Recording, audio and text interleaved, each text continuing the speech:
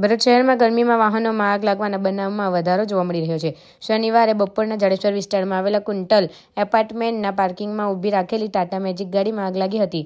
ત્યારબાદ રાતના મનુબર ચોકડી નજીક આજે એક ગંભીર ઘટના સર્જાઈ હતી, જેમાં સુરતી હાંડી હોટલ નજીકથી પસાર થતી એક કારમાં અચાનક આગ લાગી હતી. જોકે સદનસીબે કાર રોડની બાજુમાં ઊભી રાખી દેતા અંદર સવાર લોકોનો બચાવ થયો હતો. પ્રાથમિક અનુમાન અનુસાર કારની બેટરીમાં થયેલા સ્પાર્કથી આગ લાગી હોવાની શક્યતા વ્યક્ત કરવામાં આવી રહી છે. આ ઘટનાની જાણ થતાં આસપાસના લોકો અને વાહન ચાલકોમાં ભયનો માહોલ ફેલાઈ ગયો હતો. અનેક લોકોએ ગભરાટભેર પોતાના વાહનો દૂર હટાવવા હતા. આ સમયે થોડીવાર માટે ટ્રાફિક જામ સર્જાયો હતો. ઘટનાની માહિતી મળતાની સાથે જ ભરૂચ નગરપાલિકાની ફાયર બ્રિગેડની ટીમ ત્વરિત ઘટના સ્થળે પહોંચી હતી.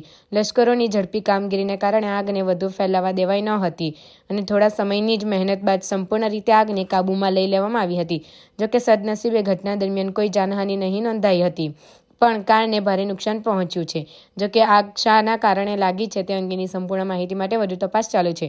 આ ઘટનાની એકવાર ફરી વાહન માલિકોને વાહનના રેગ્યુલર સર્વિસિંગ અને ઇલેક્ટ્રિકલ સિસ્ટમોની ચકાસણી કરાવવાની ચેતવણી આપી છે.